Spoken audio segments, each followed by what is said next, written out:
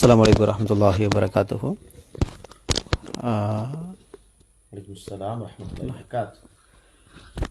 இன்றைக்கி நம்ம சந்திப்புக்கு வந்ததுக்கான பிரதான காரணம் என்ன கேட்டால், துல்ஹஜுடைய மாதத்தில் நம்ம இன்றைக்கி கால் எடுத்து வச்சுருக்கிறோம். இது சம்மந்தமாக நிறைய கடமைகள் கிரியைகள் நிறைய இருக்கிறது. அப்போ அந்த கடமை கிரியைகளில் நிறைய பேருக்கு நிறைய செய்திகள் சரியாக தெரியாமல். அப்போ ஒரு சிலாக்கள் தனக்கு தெரிஞ்சதை வச்சு செய்கிறாங்க, ஒரு சிலாக்க எப்படியோ செஞ்சுட்டு போயிடும்னு சொல்லி யோசிக்கிறாங்க. அப்போ இப்படியான சூழ்நிலைகளில் சரியான ஒரு தீர்வு மக்களுக்கு கொடுக்க வேண்டிய தேவை இருக்குது. நிறைய உரைகளில் சொல்லப்படுகிறது, ஆனால் அது போதிய அளவுக்கு தகவல் என்ன செய்கிறதில்ல, பொதுவாக போய் சேர்றதில்ல, லேட்டாகி வராங்க, சுணங்கி வரதுனால தேவை சேர்றதில்ல. அப்போ அதால் நம்ம இது ஒரு மக்களுக்கு போய் சேர வேணுங்கிற அடிப்படையில் ஒரு தோராயமாக நம்ம செஞ்சுருக்கிறோம். இதை செய்கிறோம்னு சொல்லி ஐடியாவில் தான் நம்ம கேட்குறோம். இதில் நிறைய கேள்விகள் நம்ம தொகுத்து வந்திருக்கிறோம். உதாரணமாக உலுகியா சம்மந்தம் வரக்கூடிய உலுகியா கொடுக்க நினைக்கிறதுல இருந்து அறுத்து பங்கிடுற நாள் வரைக்குமான என்னென்ன செய்ய வேண்டும் என்பது சம்பந்தமான கேள்விகள் மக்கள் மத்தியில் இருக்கிற அல்லது குழப்பமாக இருக்கிற அது சம்பந்தமான கேள்விகள் தொகுத்து வந்திருக்கிறோம். அது சம்பந்தமான விஷயங்கள் இன்ஷா அல்லாஹ் நம்ம முராஜா பண்ணிக்கொள்வோம். அந்த அடிப்படையில் இதோட கேள்வி கேட்க இருக்கிற நானுங்கள் முஃபாரிஸ் ரஷீதி, அதே போல் அதுக்காக வேண்டி வினாக்களுக்காக அதை மக்களுக்கு தெளிவூட்டுறதுக்காக இருக்கிற விரிவாளர் ஷேக் வளவாளர் நியாசிராஜி அவங்க இருக்கிறாங்க. முதலாவது கேள்வியாக நம்ம என்ன பார்க்குறோம்னு கேட்டால், இன்றைக்கு உலுகியா கொடுக்கறதுக்கான பங்களிப்பு நிறையாக்கள் செய்கிற இருந்தாலும் உலுகியா உண்டு அல்லது குர்பானி உண்டுன்னு நினைக்கிறாங்க. இப்போ முதலாவது கேள்வி கேட்டால் குர்பானி உண்டு அல்லது உலுகியா உண்டு, ரெண்டு வேறு மக்கள் நினைக்கிறாங்க. இப்போ இது ரெண்டுக்குமான வேறுபாடுகள் என்ன, இது ரெண்டும் ஒன்று அல்லது எப்படி நிலைப்பாடுகள் என்றதை கொஞ்சம் நீ தெளிவுபடுத்துங்க. அஸ்ஸலாமு அலைக்கும் வரஹ்மத்துல்லாஹி வபரகாத்துஹு. அதாவது இன்றைக்கு சமூகத்தில், அதாவது இந்த காலத்தை பொறுத்த மட்டும் இது துல் ஹஜ்ஜுடைய நாம் மிக பிரதானமான அல்லாஹ்விடத்தில் மிக சிறப்பான மாதங்களில் உயர்ந்த பயணமாகி கொண்டிருக்கிறார்கள்.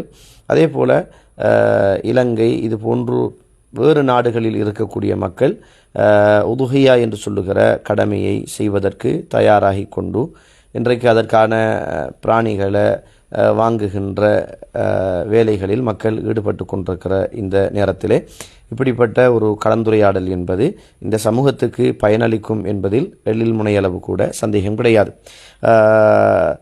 ஷேக், நீங்கள் கேட்டதை போல, அதாவது உலுஹியா என்பதும் குர்பான் என்பதும் வித்தியாசமா அப்படின்னு கேட்குறீங்க. உண்மையிலேயே இஸ்லாத்தை பொறுத்த மட்டும் உலுஹியா என்பதும் குர்பான் என்பதும் வித்தியாசம்தான். உலுஹியா என்பது ஹஜ்ஜுடைய காலத்தில் கொடுக்கப்படக்கூடிய ஒட்டகம், ஆடு, மாடு, இதுக்கு சொல்கிறது தான் உலுஹியா என்று. குர்பானி என்பது அது அல்லாத எல்லாத்தையும் என்ன செய்யலாம், அல்லாஹ்வுடைய பேருக்காக வேண்டி நாங்கள் அறுத்து பலியிடுறது தான் குர்பானி என்பது. அதற்கு இது மாதிரியான காலங்கள் தேவை என்பது அல்ல. அது இந்த ஹஜ்ஜுடைய காலம் இல்லாத காலங்கள்லையும் அறுத்து பலியிடுறத நாங்கள் என்ன செய்யலாம், குர்பானி அப்படின்னு சொல்லலாம். அதுக்கு தான் ரசூலுல்லாஹி ஸல்லல்லாஹு அலைஹி வஸல்லம் சொன்னாங்களே, நான் நினைக்கிறேன் புகாரியில் 881வது செய்தி, ரசூலுல்லாஹ் சொல்கிறாங்க, ஒவ்வொரு வெள்ளிக்கிழமையுடைய தினத்திலையும் வானவர்கள் மஸ்ஜிதுடைய வாசல்களில் நிற்கிறாங்க. அதில் முதலாவது வக்தில் வரக்கூடியவங்க, ரெண்டாவது வக்தில் வரக்கூடியவங்க, மூணாவது வக்தில் வரக்கூடியவங்க ரசூலுல்லாஹ் அடையாளப்படுத்துகிறாங்க. அப்போ முதலாவது வக்தில் வரக்கூடியவங்க ஒரு ஒட்டகத்தை குர்பானி கொடுத்த நன்மையை பெற்றுக்கொள்கிறாங்க. ரெண்டாவது வக்தில் மாட்டை, மூன்றாவது வக்தில் ஆட்டை, நாலாவது கோழி, அஞ்சாவது முட்டை. அப்போ இது குர்பான். உதுஹியா என்பது இந்த ஹஜ்ஜுடைய காலத்தில் கொடுக்கப்படுறதுக்கு தான் உதுஹியா, ஈதுல் அதுஹா என்று சொல்கிறது அதில் வந்தது தான். அப்போ உதுஹியா என்பது ஹஜ்ஜுடைய காலத்தில் ஹஜ்ஜுக்கு போகாத மக்கள் கொடுக்கிற ஒன்று தான் இந்த உதுஹியா என்பது. ரெண்டுக்குமே என்ன வித்தியாசம்தான். இஸ்லாத்துடைய பார்வையில் உதுஹியா என்பது வேற, குர்பானி என்பது வேற. ஜஸாக்குமுல்லாஹ் ஹைர் ஷேக். அதே போல் ரெண்டாவது மக்கள் உள்ள பிரச்சனை கேட்டால், இந்த உலுகியா கடமையாக்கப்பட்ட வரலாறு சம்மந்தமாக நிறைய பேருக்கு வேறுபாடு கருத்து இருக்குது. இது சிலாக சொல்லுவாங்க இப்ராஹிம் நபியுடைய மகனுடைய வரலாறு சம்மந்தப்பட்டது, அது வேற ஒரு வரலாறு. இது ரசூலுல்லாஹ்வுடாக நமக்கு வேறையாக கடமையாக்கப்பட்டிருக்கிறது அப்படின்லாம் நிறைய கருத்து முரண்பாடு இருக்குது. இது சம்பந்தமாக இது உலுகியா வர்றதுக்கான பிரதான காரணங்கள் என்ன, அதை கொஞ்சம் மக்களுக்கு தெளிவுபடுத்திட்டா பிரயோசனமாக இருக்கும் இன்ஷா அல்லாஹ். அதே போல தான் இந்த உதுஹியா என்று சொல்லுகின்ற இந்த வரலாறு இஸ்லாத்துக்குள்ளே எப்படி வந்தது அப்படின்னு பார்த்தால், இது உண்மையிலேயே இது இப்ராஹிம் அலைஹிஸ்ஸலாத்து வஸ்ஸலாம் அவர்கள் ஊடாகத்தான் இந்த சமூகத்துக்கு என்ன செஞ்சது, கிடைத்தது. அல்லாஹு தாலா அல் குர்ஆன் சூரத்துல் பக்கராவில் அல்லாஹு தாலா இப்ராஹிம் அலைஹிஸ்ஸலாத்தை பற்றி நிறைய விஷயங்களை அல்லாஹு தாலா சொல்கிறான். அதில் இறைவன் ஒட்டுமொத்த இப்ராஹிம் அலைஹிஸ்ஸலாத்துடைய வாழ்க்கையை பற்றி சொல்கிற போது ஒய்திபுத்தலா இப்ராஹிம் ரப்புஹு பி கலிமாத்தின் ஃபஅத்தம்ம உன்ன இப்ராஹிம் அலைஹிஸ்ஸலாத்து வஸ்ஸலாம் அவர்களை பலதரப்பட்ட சோதனைகளை கொண்டு நாம் சோதித்தோம். அத்துணை சோதனைகளையும் அவர் என்ன செய்தார்? வென்று சாதித்தார் அப்படின்னு அல் குர்ஆன் சொல்கிறது. இப்ராஹிம் அலைஹிஸ்ஸலாத்துக்கு பிறந்ததில் இருந்து அல்லாஹு தாலா நிறைய சோதனைகளை வச்சான். தண்ட தந்தை ஒரு சோதனை, தண்ட ஊர் மக்கள் ஒரு சோதனை, அங்கிருந்த வணக்க வழிபாடு ஒரு சோதனை, மனைவி அல்லாஹு தாலா மனைவியை கொடுத்து ஒரு கிராமத்துக்கு அழைத்துட்டு போகிற நேரம் அந்த மன்னனால வந்த ஒரு சோதனை, பிள்ளை இல்லாதது ஒரு சோதனை, இப்படியான பலதரப்பட்ட சோதனைகளை எல்லாம் அல்லாஹு தாலா கொடுத்தான். ஆனால் எல்லா சோதனைகளையும் இப்ராஹிம் அலைஹிஸ்ஸலாத்து வஸ்ஸலாம் அவர்கள் என்ன செய்தார்கள்? அல்லாஹுக்காக வேண்டி செய்தார்கள் என்பதை நாங்கள் பார்க்கிறோம். எனவே அந்த அடிப்படையில் தான் இப்ராஹிம் அலைஹிஸ்ஸலாத்து வஸ்ஸலாம் அவர்களுக்கு மிக நீண்ட நாளாக குழந்தை இல்லாத ஒன்றாக என்ன செய்தது இருந்த வரலாறு நம்ம எல்லோருக்குமே தெரியும். அல்லாஹு தாலா குழந்தையை கொடுக்குறான். குழந்தையை கொடுத்த அல்லாஹு தாலா மிச்ச நாள் அந்த குழந்தையை கொஞ்சி விளையாடுறதுக்கான சந்தர்ப்பத்தை அல்லாஹு தாலா கொடுக்கல. தாயையும் செய்யையும் தூக்கிட்டு வந்து இப்போ இருக்கிற காபா உண்டு சொல்லுகின்ற அந்த இடத்துல விட்டுட்டு போகுமாறு அல்லாஹ்வுடைய கட்டளை. அந்த வரலாறு எல்லாருக்குமே தெரியும். அதுக்கு பிறகு இப்ராஹிம் அலைஹிஸ்ஸலாம் விட்டுட்டு போன வரலாறும் எல்லாருக்கும் தெரியும். அதுக்கு பிறகு இஸ்மாயில் அலைஹிஸ்ஸலாத்து வஸ்ஸலாம் அவர்கள் வளர்ந்து வார பருவத்தில் நடந்து தெரிகிற காலத்தில் தான் இப்ராஹிம் அலைஹிஸ்ஸலாத்து வஸ்ஸலாம் என்ன செய்றாங்க? பிள்ளையை பார்க்கறதுக்காக வாராங்க. அந்த நேரத்தில் தான் அல்லாஹ் ரப்புல் ஆலமீன் இப்ராஹிம் அலைஹிஸ்ஸலாம் ஒரு கனவு கண்டதாக, இன்னி ஆரா ஃபில் மனாமி அன்னி அஸ்பஹுக்க ஃபந்தூர் மாதா தரா, மகனே உங்களை அறுப்பதற்காக நான் கனவு கண்டேன், உங்களோட அபிப்பிராயம் என்ன அப்படின்னு கேட்குறாங்க. அந்த நேரத்தில் மகனார் வாப்பா பார்த்து சொல்கிறாரு, வாப்பா நீங்கள் ஏவப்பட்டதை கண்ட கனவை என்ன செய்யுங்க? செஞ்சிடுங்க. சத்தஜிதுனி இன்ஷா அல்லாஹ் மின சாபிரி, நாளை மறுமையில் என்ன நீங்கள் பொறுமையாளர்களோடு கண்டுகொள்வீங்க. இங்கே இருந்து தான் இந்த உதுகியா என்று சொல்லுகிற கடமை என்ன செய்து உருவாக்கப்படுகிறது. இப்ராஹிம் அலைஹிஸ்ஸலாம் மகனாரை அறுக்கிறதுக்காக கூட்டிகிட்டு போனார். ஆனால் இதில் நிறைய பிழையான கருத்துக்களையும் இந்த சமூகத்தில் சொல்லுவாங்க. கூட்டி கொண்டு வச்சு கத்தியை எடுத்து கழுத்து அறுத்தாரு. கழுத்து அறுக்கிற நேரம் கழுத்து அறுபடலை. ஆனால் என்ன செஞ்சார்? கல்லை பக்கத்தில் இருந்த கல்லை வெட்டினார். கல்லை வெட்டிய அந்த கத்தி கழுத்தை ஏன் அறுக்க மறுத்துச்சு அப்படின்னு சொல்லுவாங்க. அப்படிலாம் கிடையாது. அறுக்க போனார். அல்லாஹ் ரப்புல் ஆலமீன் ஆட்டை என்ன செய்தான்? நீங்கள் அறுத்து பலியிடுங்க, இதுக்கு பகரமாக பலியிடுங்க அப்படின்னு அல்லாஹு தாலா என்ன செய்தான் சொன்னான் என்பதை நாங்கள் என்ன செய்கிறோம்? குர்ஆனில் நாங்கள் பார்க்கிறோம். எனவே இதில் ஒரு தந்தையுடைய தியாகம், தன் பிள்ளையாக இருந்தாலும் மனைவியாக இருந்தாலும் அல்லாஹ்வுடைய கட்டளை என்று வருகிற நேரத்தில் அது அல்லாஹ் தான் அங்கே என்ன செய்யணும்? முன்னிலைமைப்படுத்தப்படணும். ஒரு பிள்ளையே இல்லாத காலத்தில் பிள்ளை கிடைச்சி மனைவியோட கூட மிச்ச நாள் இருந்து கொள்ள இயலாத ஒரு சந்தர்ப்பத்தில் அல்லாஹ் இப்படி ஒரு சோதனையை கொடுக்குறான் என்றால் அல்லாஹுக்காக அவர் கட்டுப்படுறாரா அல்லது தண்ட பாசம் அன்பு நேசத்தக்கா இந்த உலகத்தில் வாழ்றாரா என்ற ஒரு சோதனையை அல்லாஹு தாலா அங்கே வச்சான். அந்த சோதனையிலே என்ன செய்தார்? இப்ராஹிம் அலைஹிஸ்ஸலாத்து வஸ்ஸலாம் அவர்கள் வென்றார்கள் என்பதை என்ன செய்கிறோம்? நாங்கள் பார்க்கிறோம். அந்த வரலாற்று பின்னணி ஊடாக இப்ராஹிம் அலைஹிஸ்ஸலாம் மகனை அறுக்க போனார். அல்லாஹு தாலா ஆட்டை கொடுத்து இதை அறுத்து நீங்கள் கொடுங்க அப்படின்ற கட்டளை இட்டான். அந்த வரலாறில் இருந்து உலகம் அழிகிற வரைக்கும் அல்லாஹு தாலா என்ன செய்திருக்கிறான்? அந்த ஒரு கடமையை இந்த சமூகத்துக்கு அல்லாஹு தாலா விதியாக்கியிருக்கிறான், சுன்னத்தாக ஆக்கியிருக்கிறான் என்பதை நாங்கள் புரிந்து கொள்ள முடியும். எனவே இதுதான் சுருக்கமான இதனுடைய வரலாற்று பின்னணி. இது இல்லாத நிறைய கிஸ்ஸாக்களும் நிறைய பொய்யான வரலாறுகளையும் சமூகத்தில் சொல்லுவாங்க. அதெல்லாம் ஆதாரபூர்வமானது அல்ல என்பதை என்ன செய்யணும்? புரிந்து கொள்ளணும். நேரத்துடைய அருமை கருதி மிக மிக சுருக்கமாக என்ன செய்யணும்? சில விஷயங்களை நாங்கள் பேசிட்டு போவோம்.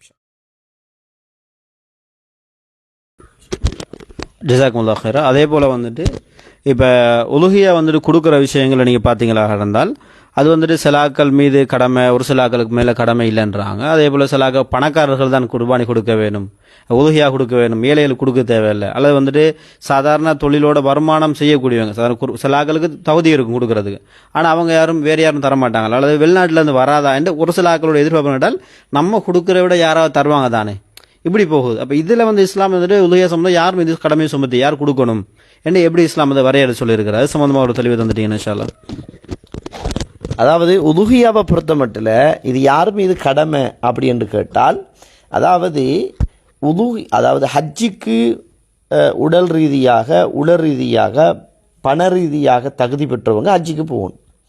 ஆனால் ஹஜ்ஜிக்கு போகாதவங்க ஊர்களில் இருக்கிற போது அவங்கள்ட்ட பொருளாதார வசதி, ஒரு ஆட்டையோ ஒரு மாட்டையோ ஒரு ஒட்டகத்தையோ கொடுக்கறதுக்கான பொருளாதார வசதி இருக்குமாக இருந்தால் அவங்க இந்த கடமை என்ன செய்யணும், கட்டாயம் நிறைவேற்றணும். ஆனால் நிறைய பேருடைய பழக்கம் என்னென்னா இருக்குது, ஒரு பங்கு சேர்றதுக்கான வசதியும் இருக்குது, ஆனால் பழகிட்டாங்க. சமூகம் நம்ம கொடுக்க தேவையில்ல, நமக்கு தானே நம்ம எடுக்கிற இடத்துல தான் இருக்கிறோம், நம்ம எடுக்கிற பட்டியலில் உள்ளவங்க கொடுக்குற பட்டியலில் இல்லை அப்படின்னு இந்த சமூகத்தில் ஒரு பழக்கம் என்ன செஞ்சுட்டு உருவாகிட்டு. ஆனால் அவங்களோட மனச்சாட்சிக்கு தெரியும் நம்ம இந்த முறை, அதாவது ஒரு மாடு கொடுக்கறதுக்கு உங்களுக்கு வசதி இல்லாட்டி ஒரு ஒரு ஒரு கூட்டு சேர்ந்து கொடுக்கறதுக்கு ஒரு 20,000 ஒரு 30,000 அல்லாஹ்வுக்கு செய்கிற ஒரு பெரிய ஒரு ஒரு ஒரு கடமையை இந்த கடமை. அப்போ இந்த கடமையை நம்ம செய்கிறதுக்கு நம்மளோட மனச்சாட்சியை தான் நம்ம கேட்கணும். எனக்கிட்ட இதில் எந்த அளவுக்கு வசதி இருக்குது, தனியாக ஒரு ஆடு கொடுக்கறதுக்கு ஒரு வசதி இருக்கா இல்லையா, நம்மளோட மனச்சாட்சி நமக்கு சாட்சி சொல்லும். நம்ம கூட்டு குர்பான் கொடுக்கறதுக்கு நம்ம தகுதியாக இல்லையா.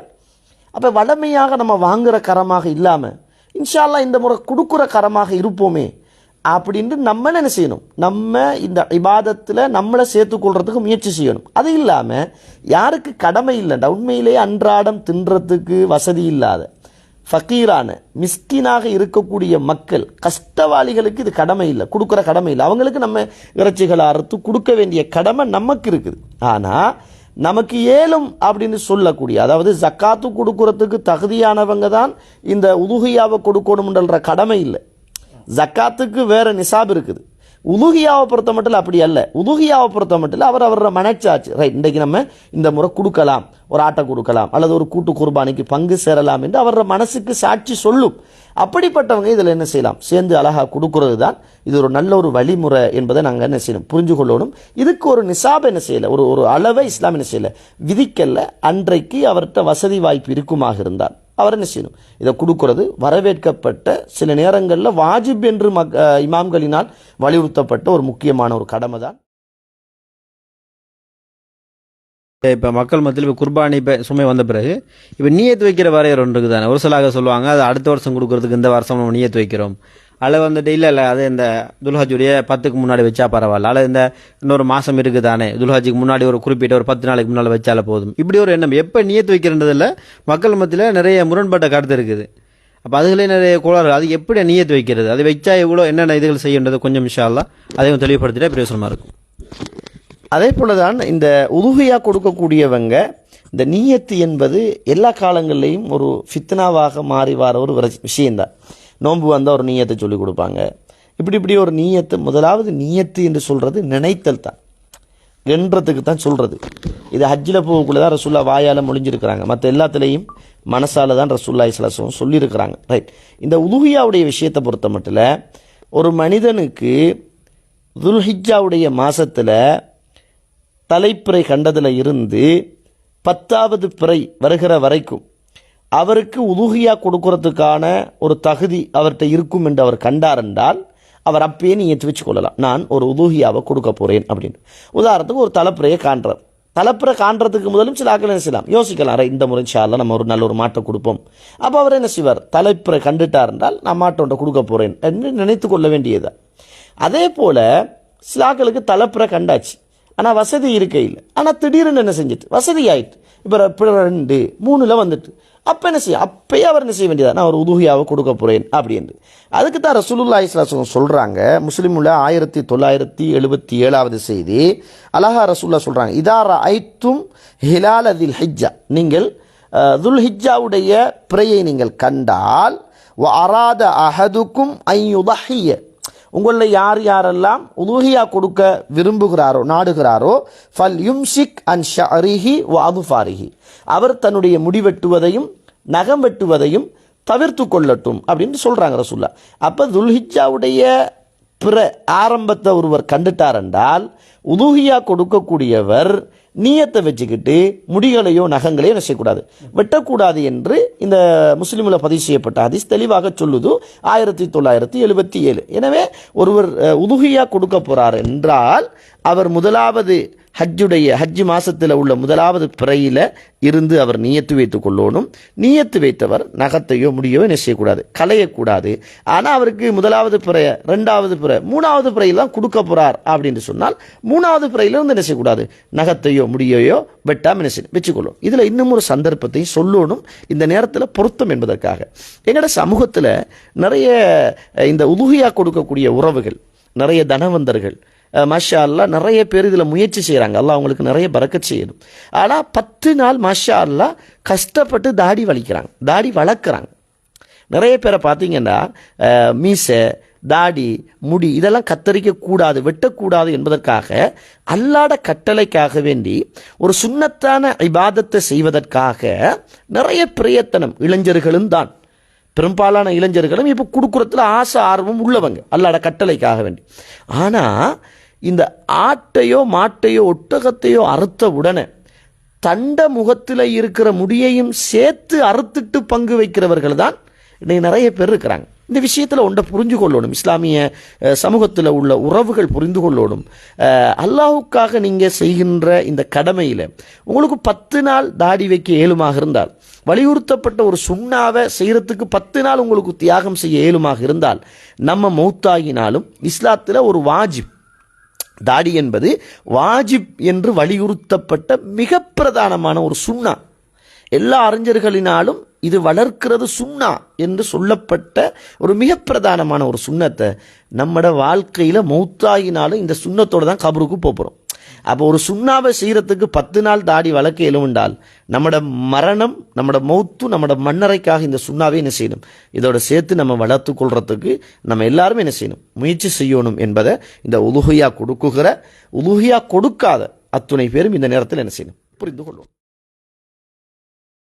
முன்னாடி இப்போ உலுஹியா பிராணிகள் சம்பந்தமாக நிறைய பேர்கிட்ட கருத்து வேறுபாடு இருக்குது. இப்போ நியத்து வச்சாச்சு, இப்போ உலுஹியா பிராணி நம்ம எப்படி தெரிவு செய்கிற, உலுஹியா பிராணி எதை கொடுக்கணும் என்றதில் நிறைய பேர்கிட்ட கருத்து முரணால் சிலாக்க வந்துட்டு இப்போ இஸ்லாத்தில் சில வரையறைகள் தடுக்கப்பட்ட பிராணிகள் இருக்குது. அதை எப்படி நம்ம அறிஞ்சு கொள்கிறோம்? ஒரு சிலாக்கள் நினைப்பாங்க இடையில நல்ல ஆரோக்கியமாக இருந்த கால்நடைகள் யாரோ ஒரு ஆள் தோட்டத்துக்கு போனால் சில நேரம் கோதில் வெட்டி விட்ருவாங்க, காலை கையை அறுத்து விட்ருவாங்க. சில நேரம் அந்த கம்பிகளில் பிஞ்சு அல்லது அடிபட்டு அப்படி நொண்டிகள் சில நேரம் மாறுது. அப்போ இப்படியே வர இடத்துல இப்போ இஸ்லாம் சொல்லுகிற கொடுக்கக்கூடாதுன்ற வரையறைக்குள்ளே இதெல்லாம் வருதா? ஆனால் அதை எப்படி நம்ம தெரிவு செய்கிறோம்? இப்போ நம்ம குர்பானி கொடுக்கறதுக்காண்டி நம்ம காசு கஷ்டப்பட்டு செலவழிக்கிறோம், ஹலாலா உழைக்க, அதை எப்படி அதை நம்ம தெரிஞ்சு கொள்கிறோம்? அது சம்பந்தமான ஒரு தெளிவு இன்ஷா அல்லாஹ் சொல்லிட்டா பிரயோசனமாக இருக்கும். அதாவது உதுஹியா கொடுக்கக்கூடிய இந்த பிராணிகளை பொறுத்த மட்டும் ரசூலுல்லாஹி ஸல்லல்லாஹு அலைஹி அவர்கள் எப்படி இருக்கணும் அப்படின்ட்டு நமக்கு சொல்லித்தராங்க. உதுஹியாவுடைய பிராணியை பொறுத்த மட்டும் பிறப்பிலேயே குருடாக, செவிடாக, கால்கை மொடமானதாக, நொண்டியாக என்ன செய்யக்கூடாது, இருக்கக்கூடாது. இதுதான் இந்த உலுஹியாவில் மிக பிரதானமாக கவனிக்க வேண்டிய, மிருகத்தில் கவனிக்க வேண்டிய மிக முக்கியமான ஒன்று. ஆனால் இந்த உலுஹியாவை பொறுத்த மட்டும் முன்னொரு காலத்தில் நான் நினைக்கிறேன் ஒரு 5-6 வருஷத்துக்கு முதல் ஒரு ஃபித்னாவை கூட கிளப்பிவிட்டாங்க. இந்த கோழியையும் கொடுக்கலாம், முட்டையும் கொடுக்கலாம் அப்படின்னு அந்த ஜும்மாவுக்கு வர அந்த செய்தியை சொல்லி சில ஆக்கள் அப்படி பேசிவிட்டாங்க. ஆனால் அப்படி அல்ல.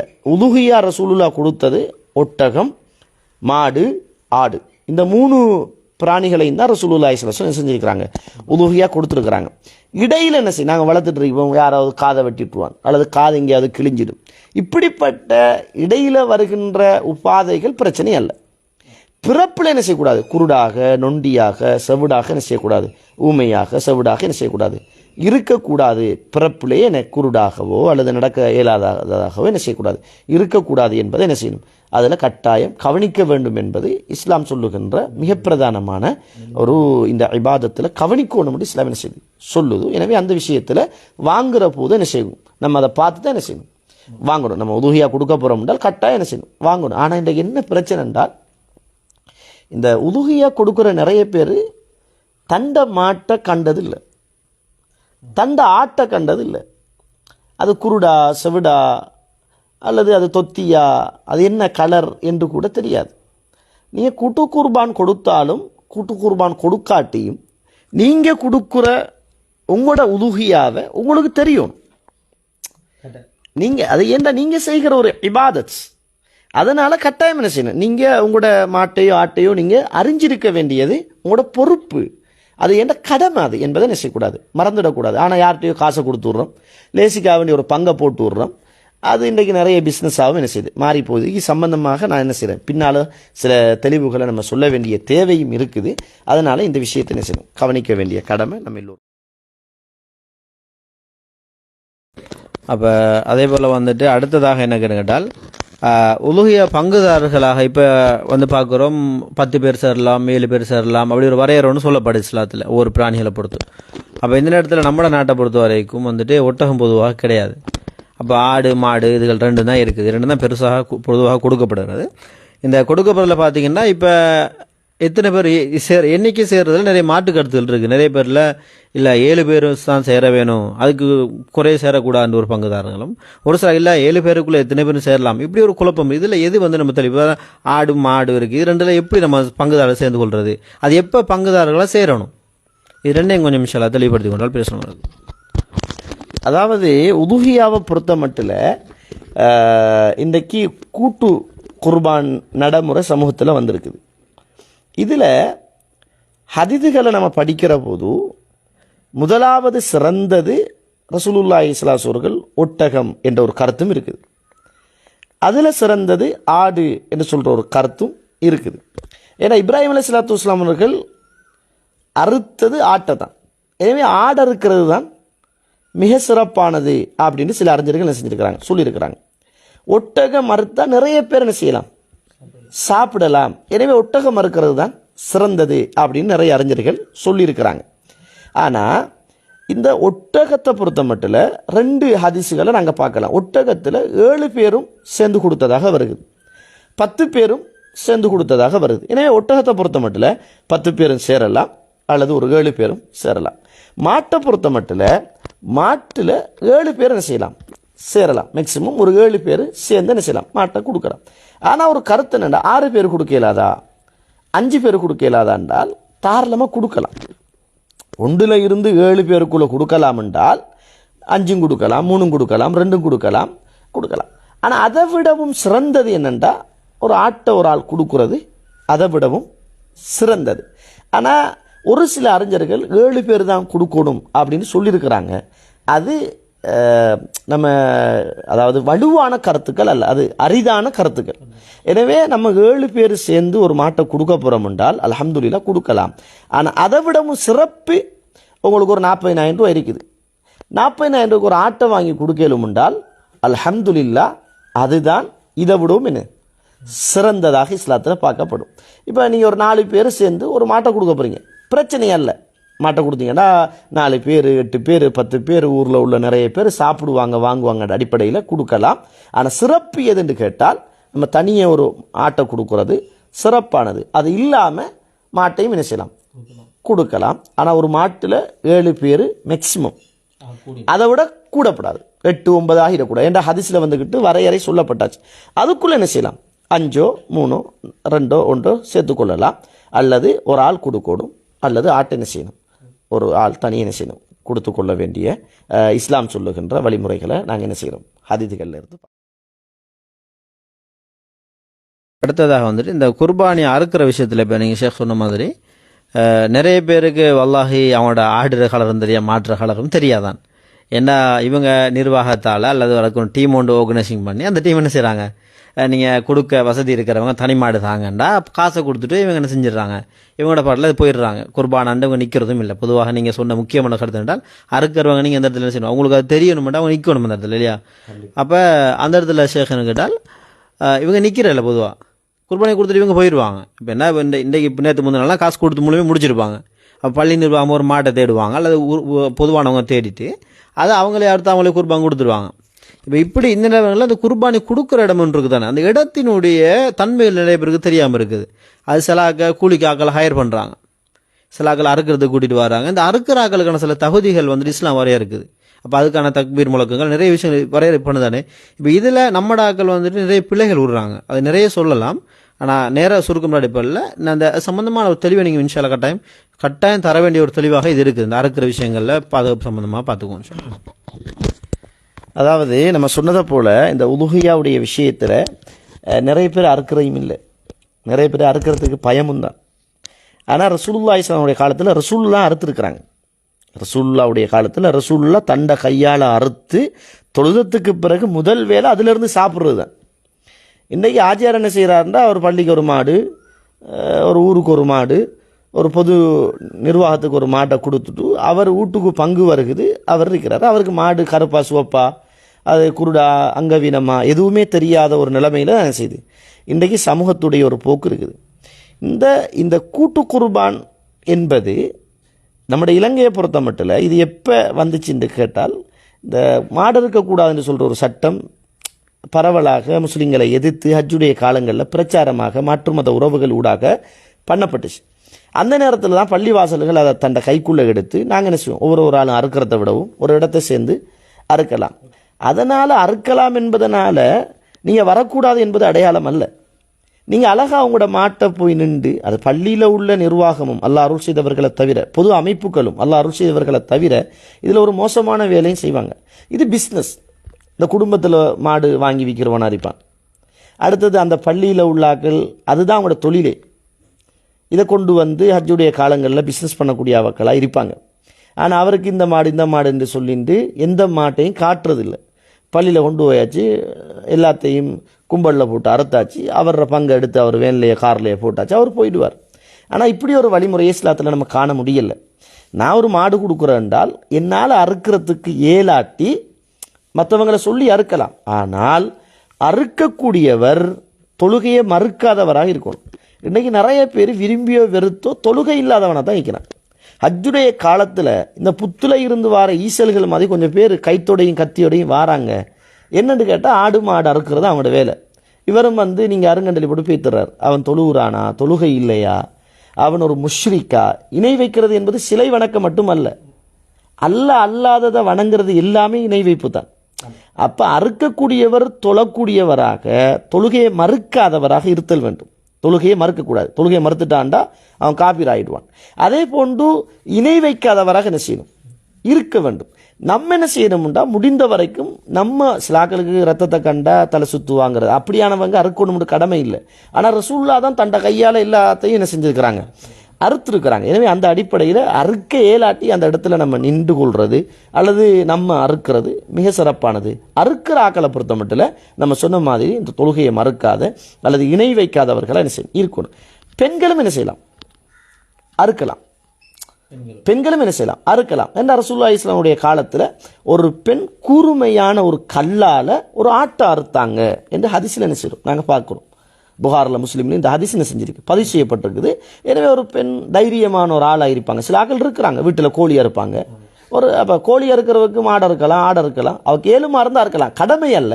அவ 7 நான் ஒரு உலுகியாக கொடுக்க போகிறேன், நான் என் மாட்டை அறுக்க போகிறேன்னா தாராளமாக என்ன செய்யலாம், அறுக்கலாம். அதை நம்ம தாராளமாக என்ன செய்யலாம், சாப்பிடலாம். அதில் எந்த தடையுமே என்ன இஸ்லாத்தில் இல்லை. அதே போல் ஆண் ஆடுகள் ஆண் மாடுகள் மட்டும்தான் அறுக்கணும்னு சொல்லியும் இஸ்லாத்தில் கடமை இல்லை.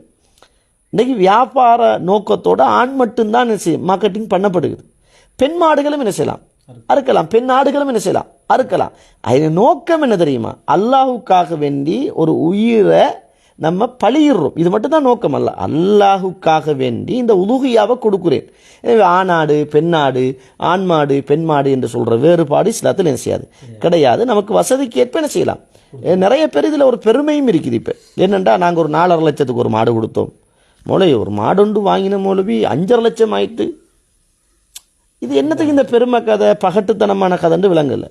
நீங்கள் 1 லட்சத்துக்கும் வாங்கலாம், 5 லட்சத்துக்கும் வாங்கலாம். 5 லட்சத்துக்கு வாங்கினாலும் சரி, 1 லட்சத்துக்கு வாங்கினாலும் சரி, அது உங்களோட கெப்பாசிட்டியை பொறுத்தது. ஆனால் அதில் நிறைய அநியாயங்களும் நடக்குது. இதெல்லாம் இந்த நேரத்தில் பேசுறதுக்கு டைம் போதாது என்பதனால. ஆனால் நீங்கள் வாங்குற மாடு இஹ்லாஸான முறையில் என்ன செய்யணும், அதை அறுத்து கொடுக்கறதுக்கு நீங்கள் முயற்சி செய்யணும். இதில் பெருமைத்தனம் என்ன செய்யக்கூடாது, வந்துடக்கூடாது. அதில் வந்துட்டு அடுத்த அந்த அறுக்கிற விஷயத்திலே தொடர்பட்ட ஒரு விஷயம் தான் கேட்டால், இந்த அறுக்கிற ஆயுதங்கள் சம்பந்தமாக அறுக்கிறவங்க என்ன சொல்லி அறுக்க வேணும் அதையும் கொஞ்சம் இன்ஷா அல்லாஹ் தெளிவுபடுத்தா. நிறைய பேர் கத்தி வச்சுட்டு சரி அந்த கத்தி தாங்க, கத்தி ஒன்று அறுக்குறாங்க, வெளியே அந்த கத்தி தாங்க, திரும்ப மாறி என்ன செய்றாங்க, ஒரு ஆள் அறுத்து முடியும் இன்னொரு ஆள் சேர்ந்து அறுக்கிறார். இப்போ ஒரு ஆள் அறுத்துட்டு இருக்கும்போது வெட்டுப்பட கொண்டு நான் அறுக்கிறேன்னு சொல்லிட்டு என்ன செய்றாரு, இவர் மாதிரி அறுக்கிறாரு. அப்போ ஒரு மாட்டை 2-3 பேர் அறுக்கிற லெவலுக்கெல்லாம் போகுது. அப்போ தக்பீர் சொல்கிறாங்களா இல்லையா, அது என்னென்னு பாருங்க, அதையும் கொஞ்சம் இன்ஷா அல்லாஹ் தெளிவுபடுத்திட்டால் பேசணும் வரும். அதாவது ஒரு மாட்டையோ ஆட்டையோ அறுக்கிறவர் முதலாவது கத்தியை நல்ல கூர்மையானதாக நிச்சயம் வைத்திருக்கணும். அதே போல் எல்லா பிராணிகளையும் ஒண்டா போட்டு நினைச்சு அதுக்கும் ஒரு உணர்வு, அதுக்கும் ஒரு எல்லாம் இருக்குது என்பதை புரிஞ்சு கொள்ளணும். எல்லாத்தையும் சும்மா கும்பலில் போட்டு அறுக்கிறது வாங்குறத தவிர்த்து கொள்வது நல்லது. கத்தி கட்டாயம் என்ன செய்யணும், கூர்மையான ஒரு கத்தியாக இருக்கணும். ஆனால் நிறைய பெற்றோன்றைக்கு ஒரே அடியாக அறுத்துக்கிட்டு இருக்கணும் அப்படின்னு அப்படிலாம் கிடையாது. இந்த முரடு மாட்டுடைய இந்த கழுத்தில் உள்ள ஒரு அந்த கட்டை குடல் மாதிரி ஒன்று இருக்குமே முரடு, அது அறுபட்டா என்ன செஞ்சிடும், மாடு சரியாயிடும். அது அறுக்க தெரிஞ்சவராக இருக்கணும். அதில் 10 பேரும் சேர்ந்து மாட்டை வதப்படுத்துகிற வகையில் நீ இந்த நானும் இந்த அதையும் இப்படி இதையும் இப்படின்னு ஒரு ஒரு ஒரு ஒரு வதப்படுத்துகிற சித்திரவதை செய்கிற அடிப்படையில் செய்யக்கூடாது. அறுப்பு போயிடக்கூடாது. கத்தி கூர்மையானதாக அறுக்க தெரிஞ்சிருக்கணும். அவருக்கு மாடு எங்கே இருக்குது, எந்த இடத்துல அறுக்கணும்னு அறுக்க தெரிஞ்சிருக்கணும். ஒரு ஆள் அறுத்துட்டு இருக்கிறாரு, அவருக்கு 7 ஆண்டு சொன்னால் இன்னொரு ஆள் மாறி அறுக்கிறது இஸ்லாத்தில் தப்பும் இல்லை. அடுத்தது எங்களோட சமூகத்தில் கிபிலா முன்னோக்குங்க, கிபிலா முன்னோக்குன்னு சொல்லுவாங்க. அது வந்துக்கிட்டு கிபிலா முன்னோக்குறது தொழுகையில் மட்டும்தான், கடமையெல்லாம் கிடையாது கிபிலா முன்னோக்குறது. அடுத்தது கடைசி தண்ணி கொடுங்க, கடைசி தண்ணி கொடுங்கன்னு சொல்லுவாங்க. அப்படி ஒரு இஸ்லாமும் என்ன செய்யலை, கடைசி தண்ணி கொடுக்குறது எல்லாம் வழிகாட்டி என்ன செய்யலை தரல. நல்ல கூர்மையான கத்தி, அறுக்க தெரிந்த ஒரு ஆளாக இருக்கணும், தைரியசாலியாக இருக்கணும். சும்மா அறுத்துட்டுக்குள்ள அவர் தலை சுற்றி புல்ற ஒரு ஆளாக செய்யக்கூடாது, இருக்கக்கூடாது. அதனால் அந்த மாட்டை நோவினப்படுத்தாமல் பக்குவமாக ஒரு இரக்கத்தன்மையோடு என்ன செய்யணும், அந்த மாட்டோட நடந்து கொள்ளணும். என்ன சொல்லி அறுக்கணும் அப்படின்னு கேட்டால் பிஸ்மில்லாஹி அல்லாஹ் அக்பர். நிறைய பேர் என்ன தக்பீர் எல்லாம் சொல்லிக்கிட்டே இருப்பாங்க. பிஸ்மில்லாஹி அல்லாஹ் அக்பர். ரசூலுல்லாஹி ஸல்லல்லாஹு அலைஹி வஸல்லம் அறுக்கிற நேரம் யா அல்லாஹ் இதை முஹம்மத்திட்ட இருந்து நீ ஏற்றுக்கொள், அல்லாஹும்ம தகப்பல் மின் முஹம்மதின், யா அல்லாஹ் இதை முஹம்மத் ஸல்லல்லாஹு அலைஹி வஸல்லம் இருந்து நீ ஏற்றுக்கொள் அப்படின்னு ரசூலுல்லாஹ் துஆ செஞ்சு அறுத்திருக்கிறாங்க. அதே போல ரசூலுல்லாஹ் இதை முஹம்மதுடைய குடும்பத்திட்ட இருந்து என்ன செய் நீ ஏற்றுக்கொள் அப்படின்னு ரசூலுல்லாஹி ஸல்லல்லாஹு அலைஹி வஸல்லம் துஆவை கேட்டு என்ன செஞ்சிருக்கிறாங்க, அறுத்திருக்கிறாங்க. எனவே குறைந்தது பிஸ்மில்லாஹி அல்லாஹு அக்பர், அல்லாஹுடைய பேர் கூறி கட்டாயம் என்ன செய்யப்படும், அறுக்கப்படும். கூடுதலான விளக்கம் சொல்லப்படுச்சு. உண்மையிலே தேவையான விஷயம். இந்த கடைசி தண்ணி, தக்பீர் முழங்கிட்டே இருக்கிறது, அப்படியெல்லாம் உண்மையாக மக்களுக்கு தெளிவில் விஷயம். இதை நிறைய பேர் செஞ்சுட்டு வராங்க. ஹைர் அல்ஹம்துலில்லாஹ். அடுத்து வந்துட்டு இந்த உலுஹியா பங்கு கொடுக்குற விஷயங்கள் ஷேக் என்ன கேட்டால், மக்கள் எப்படி நினைக்கிறாண்டால், இப்போ நிறைய இடங்களில் நாங்கள் இப்போ தமிழ் மக்களோட இல்லை மாற்று மத சோதனை வாழ்கிற பகுதியில் பார்த்தால் அவங்க அண்டை வீடாக இருக்கிறாங்க. இவங்க என்ன செய்யறாங்க கேட்டால், ஒரு மாடை கொண்டு வந்து சும்மா அறுக்கிறதும் சுடுறதும் பொறிக்கிறதும் முஜாய் வித்தியாசமாக நடந்து கொள்கிறாங்க. நம்ம ஆக்கள் அந்த என்னென்ன விலங்குதில் முஜாய் தடமாறுறாங்க இருந்துட்டு. அப்போ சில மாடை இருக்கிறாங்கன்றது போகிற வார ஆட்டால் போகிற கயிறு எடுங்கன்றது அப்படின்றது இவங்களுக்கு பெரிய ஒரு பிரகண்டமாக போயிடுது. அது என்னடா அப்போ செய்கிறாங்க கயிறு எடுக்கிறான்னு. அப்போ இந்த நிலைப்பாட்டில் அதிருப்தி சிலாக்கள் ஆனாலும் ஒரு சில முஸ்லீம்கள் விளங்குறாங்க கேட்டால், நம்ம அறுக்கிற குர்பானி இந்த உலுஹியா பிராணியை வந்துட்டு முஸ்லீம்களுக்கு மட்டும்தான் கொடுக்க வேணும், வேறு யாருக்கும் கொடுக்கக்கூடாது அப்படின்ற நிலப்பில் பக்கத்து வீட்டு ஆக்கள் அந்த கவனிக்கிற விஷயங்கள் நிறைய இந்த தவறுகளை விடுறாங்க. அப்போ இது சம்பந்தமாக அந்த உலுஹியாவுடைய பங்கை வந்து யார் யாருக்கு நம்ம கொடுக்கலாம், இப்போ முஸ்லீம்களுக்கு மட்டும்தான் கொடுக்கணுமா அல்ல வந்துட்டு மாட்டு மதம் கொடுக்கலாமா, அது சம்மந்தமாக என்னென்னதை கொஞ்சம் இன்ஷா அல்லாஹ் தெளிவுபடுத்தி இது ஒரு நல்ல சந்தர்ப்பம் இருக்குன்னு நினைக்கிறேன் இன்ஷா அல்லாஹ். அதாவது ஹஜ்ஜுடைய காலத்தில் அறுக்கப்படுகிற உலுஹியாவுடைய பிராணியை பொறுத்த மட்டும் இதை அடுத்தது நாங்கள் வாழ்கிற நாட்டையும் அறிஞ்சு தெரிஞ்சு இந்த கடமையை செய்யணும். நிறைய மக்கள் வந்துக்கிட்டு அவங்களோட மனசு புண்படுற அடிப்படையில் இல்லாமல் ஹோபாண்டு போட்டுக்கிட்டு வீடியோ எடுத்துக்கிட்டு ஃபோட்டோ எடுத்துக்கிட்டு ரத்தத்தோட சத்தத்தோட இப்படியெல்லாம் ஒரு ஒரு இன்றைக்கு மீடியாமயப்படுத்தப்பட்ட ஒரு காலமாக மாறி போய் ஸ்டேட்டஸ் போட்டுக்கொண்டு இது மேலேயே இது அந்த இஹ்லாஸுக்கு முரணானது.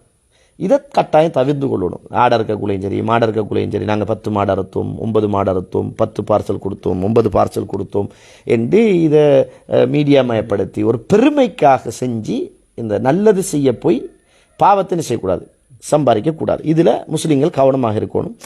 அடுத்தது அறுக்கிற இந்த நாட்டுடைய சட்டத்தை கட்டளையை பின்பற்றி என்ன செய்யணும், இதை அறுக்கணும்.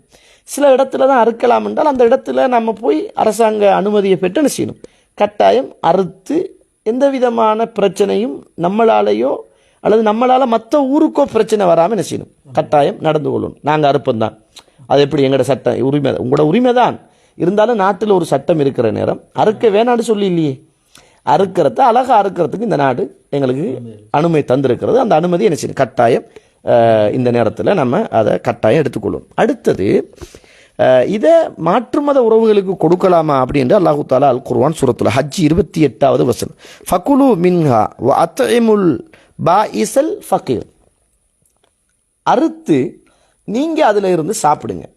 ரசூலுல்லாஹ் ஆரம்பத்தில் ஒரு கட்டளை இட்டிருந்தாங்க, 3 நாளைக்கு மேல்மிச்சமானத்தை உதுகியாவுல இருந்து எடுத்து நீங்க வச்சுக்க கூடாது என்ற ஒரு கட்டளை இருந்துச்சு. பின்னால அது மாற்றப்பட்டுச்சு. அப்ப ஆரம்பத்தில் 3 நாளைக்கு போதுமான மாமிசத்தை தான் நீங்க வச்சுக்கொள்ளலாம். பின்னால் என்ன செஞ்சிட்டாங்க, ரசூலுல்லாஹ் தேவையானது அளவுக்கு நீங்க எடுத்துக்கொள்ளுங்க அப்படின்னு ரசூலுல்லாஹ் அனுமதிச்சிட்டாங்க. ஆனா இதுல ஒன்றை புரிஞ்சுக்கொள்ளும், தேவையானதை எடுத்துக்கொள்ளுங்க முக்காவாசி மாட்டை நம்மளே எடுத்துடக்கூடாது. இன்றைக்கு நிறைய பேர்கிட்ட ஒரு பழக்கம் என்னென்றா, இந்த ஆஜியார் ஒரு மாட்டை அறுத்து இந்த ஆஜியாருக்கு அனுப்புறாரு, இந்த ஆஜியார் ஒரு மாட்டை அறுத்து இந்த ஆஜியாருக்கு அனுப்புறாரு. மாடு வித்தியாசம், இறைச்சொண்டுதான். இப்போ சில ஆட்கள் என்ன செய்யறா, குர்பான் கொடுக்குற காலத்தில் டீ ஃப்ரிட்ஜர் வாங்குறாங்க, ஃபீஸர் வாங்குறாங்க. ஃபீஸரை வாங்கி என்ன செய்கிறாங்கன்னா அதில் அறுக்கிற மாட்டை அவ்வளோத்தையும் அதிலேயே சேமித்து கொள்கிற அளவுக்கு பார்க்குறோம். கூடாண்டு என்பது அல்ல, ஆனால் அளவுக்கு அதிகமாக ஏழைகளுக்கு கொடுக்க சொல்கிறான், நீங்களும் சாப்பிட சொல்கிறான் அல்லாஹ். அப்போ இந்த யாருக்கு கொடுக்கலாம் என்றால், நமக்கு எடுக்கலாம், நமக்கு தேவையான அளவுக்கு எடுக்கலாம், நம்மளோட குடும்பத்துக்கு கொடுக்கணும், அடுத்த ஏழைகளுக்கு கொடுக்கணும். இந்த 3 சாராரும் என்ன செய்யணும், இதில் கட்டாயம் கவனத்தில் கொள்ளணும். இதில் நீங்கள் முக்கியமான ஒரு கேள்வி கேட்டீங்க, இது வந்துட்டு மாற்று மத உறவுகளுக்கு கொடுக்கலாமா? மாற்று மத உறவுகள் நிறைய பேர் முஸ்லீம்கள் அர்த்தத்தை சாப்பிட்ற ஆசையில் இருக்கிறாங்க. ஆனால் இஸ்லாத்தில் எங்கேயும் உதுகியாவை பொறுத்த மட்டும் கொடுக்கக்கூடாது என்ற கட்டளை ஹதீஸ்லேயோ குர்ஆன்லேயோ இல்லை. ஆனால் யாருக்கு கொடுக்கக்கூடாது என்றால், இஸ்லாத்தை எதிர்க்கக்கூடிய இறைமறுப்பாளர்கள் உங்களோட வீடுகளை விட்டும் விரட்டுவாங்களே அவங்களுக்கல்ல, விரட்டாதவங்களுக்கு கொடுக்கலாம். நம்மளோட நல்லா இங்கிதமா இதமா பக்கத்து வீட்டில் ஒரு மனிதாபித்தன்மையோட நம்ம கொடுக்குறத அவங்க சாப்பிட்ற அறுக்கிறத விரும்புகிறாங்கன்னு சொன்னால் தாராளமாக என்ன செய்யலாம், கொடுக்கலாம். அதில் இஸ்லாத்தில் எங்கேயும் குர்ஆன்லேயோ ஹதீஸ்லேயோ தடை வந்தில்லை. நம்ம அறுக்கிறத அவங்க விரும்பி சாப்பிட்றாங்க அப்படி என்றால் மாற்று மத உறவுகளுக்கு என்ன செய்யலாம், தாராளமாக கொடுக்கலாம். அதில் குர்ஆன்லேயோ ஹதீஸ்லேயோ தடை வந்தில்லை. ஏழைகளுக்கு கொடுங்கன்னு சொல்கிறான் அல்லாஹ் தஆலா. அப்போ ஏழை என்று சொல்கிறது அது காஃபிரான ஏழையாகவும் இருக்கலாம், இறை நிராகரிப்பாளன ஏழையாகவும் இருக்கலாம், முஸ்லீமான ஏழைகளாகவும் இருக்கலாம். அதில் முக்கியத்துவப்படுத்த வேண்டியது முஸ்லீம்கள். அடுத்தது நம்மளோட பக்கத்தூடு, கட்டாயம் ஒரு மாற்று மத உறவாக இருந்தால் பக்கத்தூட்டுக்கு என்ன செய்யணும், அதை நம்ம கொடுக்கறது தான் மிக பொருத்தமானது, சுன்னாவுக்கு நெருக்கம் பேசப்படக்கூடாது தான். அடுத்ததாக வந்துட்டு இந்த உலுகிய பங்கெடுக்கிறாக்கல்ல, இப்போ நிறைய பேர் கூட்டாக நம்ம பார்த்த மாதிரி கூட்டாக கொடுக்குறாங்க அல்லது தனியாக கொடுக்குறாங்கன்றதில், தனியாக கொடுக்குறதுல இந்த பிரச்சனை வாரதில்லை. இப்போ கூட்டாக கொடுக்குற நேரத்தில் சிலாக என்ன செய்யாண்டா, எனக்கு ஒரு சந்தை அப்படி தந்துருங்க அப்படின்வாங்க. சிலாக வந்து எனக்கு நல்ல இந்த இப்போ மெலிஞ்ச மாடுகளை எடுத்தாலும் என்ன மாடு எடுத்தாலும் அவங்க நல்ல சதை உள்ள துண்டை மட்டும் எடுத்துகிட்டு போய் பார்த்துறாங்க. இப்போ இப்படி வந்து எடுக்கலாமா? இப்போ அந்த கதை கொஞ்சம் தெளிவுபடுத்துங்க. அவங்களுக்கு எந்த அளவுக்கு எடுக்கலாம்? இப்போ கூட்டாக கொடுக்குறோம் வைங்களேன், அல்லது ஒரு வாள் தனி மாடு கொடுக்குறாரு, பள்ளியில் கொடுக்குறாரு, பள்ளியில் நீங்கள் கொடுங்கன்றார். இப்படி கொடுக்குறவங்களா இருந்தாலும் அந்த ஒரு இடத்துக்கு கொடுத்து அங்கேருந்து எடுக்கிற நேரத்தில் அவங்களுக்கான பங்கு எவ்வளோ எடுக்கலாம் அல்லது எதை எடுக்கணும் என்றதை தெளிவுபடுத்திட்டு அது கொஞ்சம் தெளிவுபடுத்துங்க இன்ஷா அல்லாஹ். அதாவது பங்கை பொறுத்த மட்டும் உலுகியா கூட்டாக கொடுக்கக்கூடியவங்க முதலாவது தனிமையாக கொடுக்கறது தான் சிறந்தது. ஆனால் இப்போ நிறைய பேர் தனிமையாக கொடுக்குறத விடாத அளவுக்கு பிரச்சாரம் நடக்குது. எல்லா பள்ளியிலையும் கூட்டாக கொடுங்கன்னு சொல்லியே கூட்டாக கொடுக்குறத தான் என்ன செய்கிறாங்க, ஆசை அருவப்படுத்துகிறாங்க. அதனால தான் இந்த ஹஜ்ஜுடைய காலத்தில் இந்த மாட்டு பிஸ்னஸ் பண்ணுற ஆக்களுக்கு வந்துக்கிட்டு கண்ட நின்ற மாதிரி விளையாடிக்கிறாங்க. ஒரு மாட்டுக்கு 1 லட்சம் ரூபாட மாட்டுக்கு 2 லட்சம் ரூபா, 2 லட்சம் ரூபாட மாட்டுக்கு 4 லட்சம் ரூபா, 4 லட்சம் ரூபா மாட்டுக்கு 6 லட்சம் ரூபா. அவருக்கும் தேவை நாங்கள் பெருமைக்கு பெரிய கொடுத்த மாடு உண்டு, ஒரு சைஸ் மாடு உண்டு, இப்படி தான் கொடுத்தவன்னு என்ன செய்கிறாங்க சொல்லுவதை நாங்கள் பார்க்குறோம். அல்லாஹு தஆலா கூறுவாங்க, லை யனால் அல்லாஹ லுஹூமுஹா வலா திமாஉஹா வலாக்கின் யனாலுஹு தக்வா. நீங்கள் அறுக்கிற மாட்டுடைய ரத்தமோ மாமிசமோ அல்லாஹ் கிட்ட போகிறல்ல, தக்குவா தான் போகுது. அப்போ கொடுக்கக்கூடியவர் புரிஞ்சு கொள்ளணும், நம்ம அறுக்கிற மாடு பெருசா சின்னனா என்பது அல்ல, நம்மட உள்ளத்தில் உள்ள இஹ்லாஸ் என்னது என்பதை தான் என்ன செய்கிறான் அல்லாஹ் தஆலா பார்க்குறான். இது முதலாவது கவனிக்கப்பட வேண்டும். அடுத்தது இந்த கூட்டு குர்பான் கொடுத்துட்டு இருக்கிற இறைச்சியெல்லாம் அள்ளிட்டு போகிற அளவுக்கு குர்பானி கொடுக்கக்கூடாது. ஆனால் இஸ்லாத்தில் அவருக்கு தேவையான அளவுக்கு என்ன செய்யலாம், எடுத்துக்கொள்ளலாம். அது அவருடைய மனச்சாட்சி அடிப்படையில் நடந்து கொள்ளக்கூடியது. இஸ்லாத்தில் இந்த பங்கு இஸ்லாத்தில் வரையறை செய்யப்படலை. ஆனால் அவருடைய குர்பான், அவருடைய உலுகியாவை அவரும் எடுத்து ஏழைகளுக்கும் கொடுத்து தண்ட குடும்பத்துக்கும் என்ன செய்யணும், கொடுக்கணும். அப்படி என்பதை நம்ம என்ன செய்யணும், எல்லா ஹதீசுகளையும் தோத்து பார்க்குற போது புரிஞ்சு கொள்கிறோம். அதனால் 7 பேர் சேர்ந்து ஒரு மாட்டை அறுத்தா 7 பேரும் பிரிச்செடுத்தா என்னதான் அந்த மாட்டில் விஞ்ச போகுது. அதனால் அதில் ஒரு மனச்சாட்சியோடு ஒரு நேர்மையோடு என்ன செய்யணும், நடந்து கொள்ளணும். கொடுத்து போட்டு நிர்வாகத்தில் போய் சண்டை பிடிக்கிறாங்களும் இருக்கிறாங்க. சரியா, கொடுத்து போட்டு. அதனால தான் நீங்கள் ஒரு 40,000 ரூபா பங்கு சேர்றீங்கன்னா ஒரு 40,000 ரூபாய்க்கு ஆட்டை கொடுங்க. ரசூலுல்லா கொடுத்தது முழுக்க ஆடு தான். அதுதான் சிறப்பும் கூட. அப்படி இல்லை அப்படின்னு இருக்குமா இருந்தால் என்ன செய்யுங்க, கூட்டா சேர்ந்து 7 பேர் கொடுங்க, பிரச்சனை இல்லை. ஆனால் கொடுக்குற எல்லாத்தையும் முழுசாக எடுத்துடாது. கட்டாயம் நிறைய பேர் என்னென்னா ஷேக் இப்படி கொடுத்து போட்டு அந்த ஒரு மாடை கொடுக்குறோம் சரி, பின் சந்திரன் நமக்கு வந்துடும்ன்றாங்க. அப்போ முன் சந்தில் ஒன்றுமே இல்லை, வெறும் எலும்பு தண்டு மட்டும்தான் இருக்கும். சிலாக்க வந்துட்டு இந்த கூட்டாக கொடுப்புறாக்கள்னு சொன்னால் அவங்க ஒரு 50,000 20,000 10,000 கொடுத்து போட்டு எங்களுக்கு ஒரு 4 கிலோ கூடுதலாக தாங்கண்டா, அதில் இருக்கிறது எவ்வளோதான் இருக்கும், இல்லை சேர்த்து 4 கிலோ எடுத்தாங்கண்டா 7 பேரும், அது கொஞ்சம் இறச்சி இல்லாமல் போயிடும். அப்போ அதுகளையும் நிஷால் இதுக்குள்ளே கொஞ்சம் அதில் நீங்கள் கட்டாயம் அந்த நோக்க சம்மந்தமாக தெளிவுபடுத்தின விஷயம் உண்மையிலேயே அருமையான ஒரு விஷயம் தானே. நம்ம நிறைய பேர் வந்துட்டு அந்த பெருமைக்காக மாடு, பெரிய மாடு, 2 மாடு கொடுத்தவனு பேசுகிறத விட அல்லாஹ் இறைஜத்தை பார்க்குறான்றது கட்டாயம் சொல்லப்பட வேண்டிய விஷயம் தான். ஆனால் அடுத்த விஷயமா என்னடா ஷேக், இதில் நம்ம கட்டாயம் ஒரு சில வியூகங்களை பார்க்குறோம், ஒரு சாரர்களை வந்துட்டு விமர்சிக்கிறாங்க ஆக்கள். இப்போ நோன்பு வந்தால் தான் வசதி ஆகிறாங்க, அல்லது ஹஜ்ஜி வந்தால் வசதி ஆகிறாங்கன்றது வியூகம் ஒன்று இருக்குது மக்கள். அதுக்கு ஒரு காரணமும் இருக்குது. இப்போ சிலாக்களை பார்த்து அவங்க என்ன செய்கிறாங்க, நோன்புக்கு வந்தால் தான் வீடு கட்டுறாங்க, அல்லது ஹஜ்ஜி வந்தால் தான் வசதி பைக் வாகனம் வாங்குறாங்க.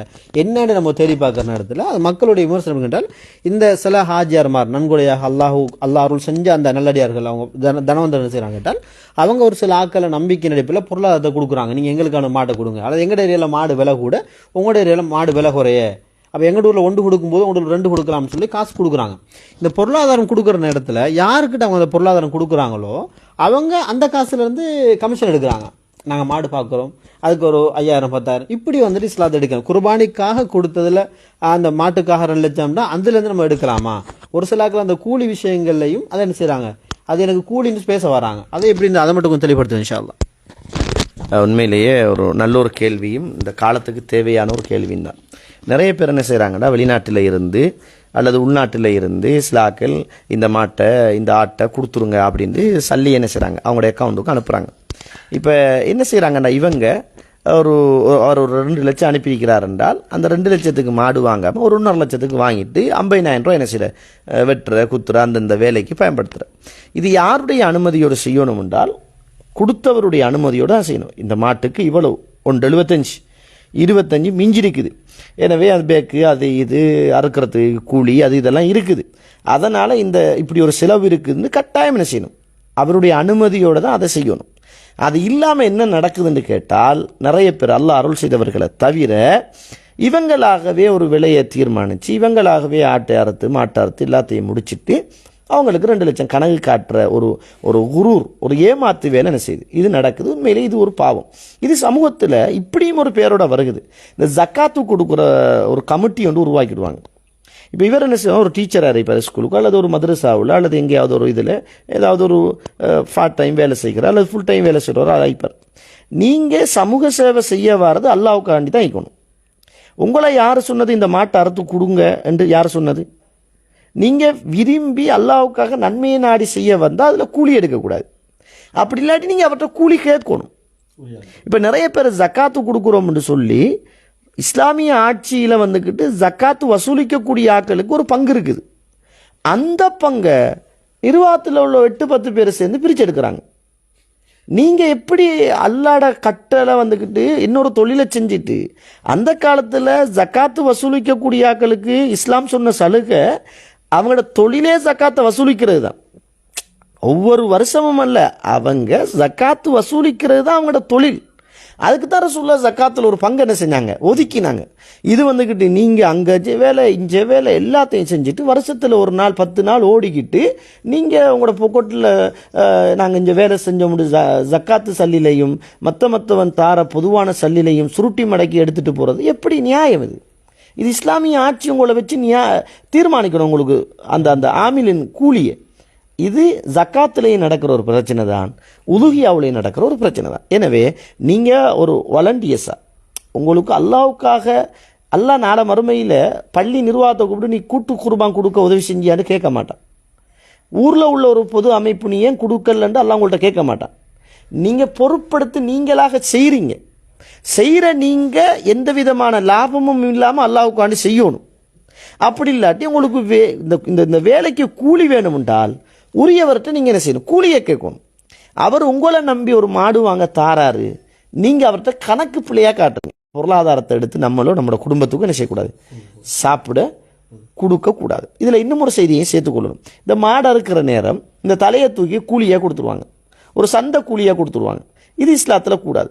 அதில் உள்ளதை தர்மமாக தான் கொடுக்கலாம். மாட்டு தோலையோ எதையோ தர்மமாக என்ன செய்யலாம், கொடுக்கலாம். அது இல்லாமல் கூலியாக என்ன செய்யக்கூடாது. அப்போ கூலியாகவே அதிலிருந்து அதில் கொடுக்கக்கூடாதுன்றால் நீங்கள் இன்னொரு மனுஷன் உங்களை நம்பி தந்த சல்லியில் நீங்கள் 2 லட்சத்துக்கு மாடு வாங்காமல் 150க்கு வாங்கிட்டு 50 நீங்கள் எடுக்கிறது, அல்லது 10 எடுக்கிறது, 15 எடுக்கிறது என்ன நியாயம்? அதனால் இது மோசமான ஒரு செயற்பாடு, இது கூடாது, இது இஸ்லாத்தில் தடுக்கப்பட்டது, இது ஒரு அநியாயம், ஒரு ஏமாத்து என்பதை என்ன செய்யணும், புரிஞ்சு கொள்ளணும். இது மக்கள் தெளிவு பெற வேண்டிய விஷயம் தான். நீங்கள் அந்த கடைசியாக சொன்ன அந்த கூலி பங்குல நீங்கள் மென்ஷன் பண்ணியிருந்தீங்கன்னால் அந்த அறுக்கிறவங்களுக்கு கொடுக்குற பங்கு கூட உண்மையில் இது சம்மந்தமாக நிறைய பேர் சண்டை பிடிக்கிறாங்க. அறுக்கிறவங்களுக்கு கால் தர மாட்டேங்கிறாங்க, அறுக்கிறவங்களை தலையை தர்றாங்க இல்லை அப்படின்றப்பல கொஞ்சம் பேர் அறுக்கிறதுக்கு போகிறதும் இல்லை. இப்போ ஊரில் ஒரு பிரச்சனை உண்டுக்குன்னா அறுக்கிறதுக்கு ஆக்கள் தேடுறாங்க, வலை வீசி தேடுறாங்க. ஆனால் இவங்களோட பகைச்சு கொண்டா அடுத்த முறை அறுக்க வரமாட்டாங்க அப்படின்னு ஒரு வியூகம் ஒன்று இருக்குது. அதுக்கு உண்மையாக இந்த விஷயம் வந்துட்டு தெளிவாக இருக்குன்னு நான் நம்புகிறேன். அடுத்ததாக வந்துட்டு இந்த குர்பானி விஷயங்களில் வந்துட்டு நீங்கள் பார்த்தீங்களா என்றால் நம்ம வந்து பார்க்குறோம் உலுஹியா வந்துட்டு சிறப்பாக்கப்பட்ட நாட்கள் கொஞ்சம் இஸ்லாம் வரைய இருக்குது. இப்போ ஒரு சிலாக நினைக்கிறாங்க நம்ம எத்தனை நாளும் கொடுக்கலாம் அப்படின்ற வரையறைக்குள்ளே கொண்டு வராங்க. இது என்ன இந்த உலுஹியா கொடுக்கறதுக்கூடிய வரையறுக்கப்பட்ட நாட்கள் என்ன, அல்லது ஒரு நாள் தான் கொடுக்கணும்? சிலாக சொல்லாங்க வந்துட்டு இல்லை அறுக்கிற நாள் மட்டும்தான், அதாவது பெருநா கொண்டாடுற நாள் மட்டும்தான் அறுக்கணும்ன்றாங்க. ஒரு சிலாக இல்லை பிரச்சனை 2-3 நாள் கொடுக்கலாம்ன்றாங்க. இது உண்மையிலே மக்களுக்கு நிறைய பேர் குழப்பம், யார் சொல்கிறத ஏற்றுக்கொள்றது. இப்போ ஒரு மௌலை அப்படி சொல்கிறார், ஒரு மௌலை இப்படி சொல்கிறார், சில ஜமாத்துகளை ஒரு மாதிரி சொல்லுது. அப்போ அவங்களுக்கு ஒரு டென்ஷன். இப்போ இது சம்பந்தமான உண்மையிலே நம்ம விளங்கக்கூடிய கருத்துக்கள் என்ன, அதை கொஞ்சம் தெளிவுபடுத்திட்டு பேசுகிறோம் இன்ஷா அல்லாஹ். அதாவது உதுஹியா கொடுக்குற நாள் எந்த நாளில் கொடுக்கறது அப்படின்ட்டு இன்றைக்கி சமூகத்தில் பரவலாக என்ன செய்யுது, பேசப்படுகிறது. உதுஹியா கொடுக்குற நாளை பொறுத்த மட்டும் மிக மிக சிறந்த நாள் யோமுன் நஹர், பெருநாள் தொழுதுட்டு தான் ரசூலுல்லாஹி ஸல்லல்லாஹு அலைஹி வஸல்லம் போய் அறுத்து அதே இறைச்சியில் வந்து ரசூலுல்லாஹ் சாப்பிட்ருக்காங்க என்பதை இந்த உலுஹியா சம்பந்தமாக வர எல்லா ஹதீஸ்லையும் என்ன செய்யலாம், நம்ம பார்க்கலாம். எனவே உலுஹியா கொடுக்கறதுக்கு மிக மிக சிறந்த நாள் என்றால் அன்றைய தினத்திலேயே அறுத்து பிறநாளை தொழுதத்துக்கு பிறகு. பிறநாளைக்கு முதல் ஒரு நபித்தோழர் கொடுத்தாரு, ரசூலுல்லாஹ் சொன்னாங்க அது சதக்கா தான். பிறநாள் தொழுதத்துக்கு பிறகு கொடுத்தா தான் அது உலுஹியா. முதல் கொடுத்தா அது குர்பானி என்ன செஞ்சது மாறிடும். எனவே பிறநாள் தொழுதத்துக்கு பிறகு அன்றைக்கு கொடுக்கறது தான் மிக சிறந்தது. ஆனால் இஸ்லாம் வந்துக்கிட்டு 3 நாளை கொடுக்கலாம் என்ற சலுகையை தந்திருக்குது. ஐயாமு தஷ்ரீக் என்று சொல்லுகிற பிறை 11, 12, 13வது நாள் என்ன செய்யலாம், தாராளமாக கொடுக்கலாம். ஆனால் ஒரு சில அரிதான கருத்துக்கள் இருக்குது, அண்டைய தவிர வேற நாளையில் கொடுக்கக்கூடாது அப்படின்ட்டு. இஸ்லாமிய சமூகத்தில் உள்ள இஸ்லாமிய உலமாக்கள் என்று சொல்லக்கூடியவங்க அந்த கருத்தை தான் வலுவானதுன்னு சொல்கிறாங்க. இந்த கருத்து அவ்வளவு வலுவானது அல்ல. அன்றைக்கு மட்டும்தான் கொடுக்கணும், ஐயாமு தஷ்ரீக்குடைய நாளில் கொடுக்கக்கூடாது என்ற குர்ஆன் சொல்லுது. அந்த நாட்களில் நீங்கள் அல்லாஹ்வை திக்ரு செய்யுங்க, நீங்கள் உண்ணுங்க, பருகுங்கன்னு குர்ஆன் என்ன செய்யுது, தாராளமாக சொல்லுது. எனவே ஐயாமு தஷ்ரீக் என்று சொல்லுகிற அந்த நாளையிலையும் அறுத்து குர்பானை என்ன செய்யலாம், 11, 12, 13 கொடுக்கலாம். ஆனால் சிறந்தது 13, இந்த பிறை 10 யௌமுன் நஹரில் அறுத்து கொடுக்குறது தான் மிக சிறந்தது. ஆனால் மற்ற நாளையில் கொடுக்கக்கூடாது என்று சொல்கிற கருத்து வலுவானது அல்ல. ஒரு சில அறிஞர்கள் சொல்லியிருக்கிறாங்க, பெரும்பாலான அறிஞர்கள் இந்த கருத்தில் என்ன செஞ்சிருக்கிறாங்க, உடன்பட்டிருக்கிறாங்க. எனவே இந்த அமலை நம்ம ரசூலுல்லாஹி ஸல்லல்லாஹு அலைஹி வஸல்லம் சொன்ன மாதிரி அன்றைக்கு கொடுக்கறது ஏற்றமானது. கொடுக்க கிடைக்கலையா 11, 12, 13 கொடுத்துக்கொள்வது அதுவும் உலுஹியா தான். நம்மளோட நாட்டு சம்மந்தமாக நீங்கள் பேசுனீங்க. நம்மளோட நாட்டினுடைய உண்மையிலே குர்பானி என்பது இஸ்லாமிய மார்க்கத்தோடு சம்பந்தப்பட்ட ஒரு விஷயமாக இருந்தாலும் அது வந்துட்டு நம்ம ஒரு நாட்டுக்கு கீழே, ஒரு அரசாங்கத்துக்கு கீழே இருக்கும்போது அதனுடைய ஒட்டுமொத்த அரசாங்கத்தின் சட்ட திட்டங்களை நம்ம கட்டாயம் நடைமுறைப்படுத்த வேணும். அவங்க எப்படி சொல்கிறாங்களோ அதை முறைப்படி தான் நம்ம செய்ய வேணும். ஏன்னா நமக்கு குர்பானி கொடுக்க தடை இல்லை. அப்போ இந்த விதிமுறைகள் அடிப்படையில் பார்க்கும்போது இப்போ இந்த வருஷம் நம்மளோட 2025 நீங்கள் பார்த்தீங்களா இருந்தால் அந்த அவங்களோட மாற்று மத சகோதரர்களுடைய புத்தாண்டுகளையும் ஒரு முக்கியமான தினங்களை முன்னிட்டு நம்மளோட துல்ஹஜ் பிறநாள் வருது. அப்போ இந்த நேரங்களில் இந்த முன்னாடி பின்னாடி அறுக்கக்கூடாதுன்ற ஒரு நிபந்தனை பொதுவாக எல்லா காலங்கள்லையுமே அவங்களோட அந்த தினங்களை அறுக்கக்கூடாதுன்றது ஒரு விதிமுறை நாட்டினுடைய. அப்போ அதால் இஸ்லாமியர்கள் வந்தாலும் சில நேரம் என்ன செய்யறதில்ல, அறுக்கிறதுக்கு முன்ன பின்னாகுது. இப்போ இப்படி வந்துட்டால் இப்போ நகருடைய நாள், அது பெருநாளுடைய நாளாக இருந்தாலும் அல்லது ஐயாமு தஷ்ரீக்குடைய நாட்களாக இருந்தாலும் இதுகளில் இந்த முன்ன பின்ன அறுக்கையிலா நாள் வருது தானே. இப்படி வந்தால் அதுக்கு மாற்று வழிகள் இஸ்லாம் ஏதாவது அனுமதியில் தருகுதா அல்லது நிர்பந்தம் சொல்லி ஏதாவது வரையறை இஸ்லாம் சொல்லுதா, அதை கொஞ்சம் தெளிவுபடுத்திட்டா இந்த சூழ்நிலையில் கட்டாயம் ஒரு மிக முக்கியமான ஒரு தகவலாக இது இருக்கும் நம்புகிறேன் இன்ஷா அல்லாஹ். உண்மையிலேயே இது கவனிக்கப்பட வேண்டிய, இந்த நாட்டு சட்டத்தோடு பார்க்கப்பட வேண்டிய ஒரு மிக பிரதானமான ஒரு விஷயம்தான், ஒரு கேள்வியும் தான். என்னன்னா, சில நாட்களில் இப்போ நாங்கள் ஹஜ்ஜுடைய காலங்களில் கொடுக்குற உதுகியாவை பொறுத்த மட்டும் அந்த உதுகியா வந்துக்கிட்டு கொடுக்குற நாளையில் அவங்களோட ஏதாவது ஒரு விசேஷமான ஒரு தினமாக இருக்கும், மாற்று மத உறவுகளுடைய விசேஷமான தினமாக இருக்கும். அந்த நாளையில் எந்த ஒரு உயிர் பிராணிகளையும் நெசக்கூடாது, அறுக்கக்கூடாது, ஆட்டோ மாடையோ கோழியோ அறுக்கக்கூடாதுன்னு சொல்கிற சட்டம் இந்த நாட்டில் இருக்கும். இப்படிப்பட்ட நேரத்தில் எங்களுடைய இந்த உதுகியா கொடுக்குற காலமும் வந்துட்டோம்னா என்ன செய்யறது அப்படின்னு கேட்குறாங்க. உண்மையிலேயே இந்த நாட்டுடைய சட்டம் என்பது வேற, அல்லாஹ்வுடைய சட்டம் என்பது வேற. அல்லாஹ்வுடைய சட்டத்துக்கு தான் நம்ம கட்டுப்பட்டு நடக்கணும் என்பது குர்ஆன் சுன்னா சொல்லுகிற சட்டம், அதுக்கு தான் கட்டுப்படணும். இருந்தாலும் இந்த நாட்டில் ஒரு சட்டம் இருக்கிற போது அந்த நாட்டு சட்டத்துக்கு மீறி நம்ம என்ன செஞ்சிடக்கூடாது, போயிடக்கூடாது. அப்படி பேய்த்தோம்னா நிறைய பிறநாள் காலங்களிலேயே நிறைய ஃபித்னாக்களையும் நிறைய மன ரீதியான உள ரீதியான பிரச்சனைகளையும் சந்திக்க வேண்டிய ஒரு நிர்பந்தத்துக்கு நம்ம என்ன செய்வோம், ஆளாகிடுவோம். அதனால் இப்படியான காலங்கள் உடனே வாரது அல்ல. இப்போ இப்போ இப்போ இன்றைக்கு பிறநாள் நாளைக்கு வாரது அல்ல. ஏற்கனவே நமக்கு தெரியும் இந்த நாளையில் அவங்க மாட இருக்கக்கூடாதுன்னு சொல்கிறாங்க, இந்த நாளையில் அறுக்கலாம்னு சொல்கிறாங்கன்னு சொன்னால் நம்ம அல்லாஹுக்கு செய்கிற கடமையை எந்த அளவுக்கு நமக்கு இஸ்லாம் தந்த சலுகைக்குள்ள அந்த காலம் நேரம் வருகுதோ அதுக்குள்ளே முடிச்சு கொள்ளணும். அதில் முடிச்சு கொண்டுட்டோம்னா இந்த பிரச்சனை இருக்காது. உதாரணத்துக்கு இன்றைக்கு பெருநாள் தினம்ன்றதுங்க, இந்த பெருநாள் தினத்தில் நம்ம மாஷா அல்லாஹ் அறுக்கலாம் அப்படின்ட்டு சொல்லி இருக்குமா இருந்தால் அன்றைக்கே எல்லாத்தையும் அறுத்து போட்டுடணும். நாளை அன்றைக்கு இந்த இபாதத்துக்களை பிற்படுத்தி போடாமல், என்ற சிறப்பும் அன்றைக்கு அறுக்கிறது தானே, பிற்படுத்தி போடாமல் அதை என்ன செய்யணும், கட்டாயம் நம்ம அறுத்து போடணும். இந்த நாட்டுடைய சட்டம் இப்படி இருக்குமாக இருந்தால் அந்த சட்டத்துக்கு முரணாக நம்ம என்ன செய்யக்கூடாது, இந்த கடமையை நம்ம செஞ்சிடக்கூடாது. செஞ்சிட்டோம்னா அது காலாகாலம் ஒரு வரலாறாகவும் ஒரு பாதிப்பாகவும் உரியவருக்கும் உரிய ஊருக்கும் என்ன செய்யும், ஒரு பெரிய ஃபித்னாவாக மாறிடும். எனவே இப்படிப்பட்ட இந்த நேரத்தில் ஒன்று இந்த அரசாங்கத்தில் உள்ள முஸ்லீம் அமைச்சர்மார்கள் அல்லது முஸ்லீம்கள் யாராவது இந்த நாட்டில் இந்த சட்டத்தை சொல்லி இப்படி ஒரு நிகழ்வு இருக்குது என்பதை எடுத்து அதுக்கு ஒரு சலுகை எடுக்கிறதுக்கு நாங்கள் ட்ரை பண்ணணும். ஆனால் அது சாத்தியமானது அல்ல.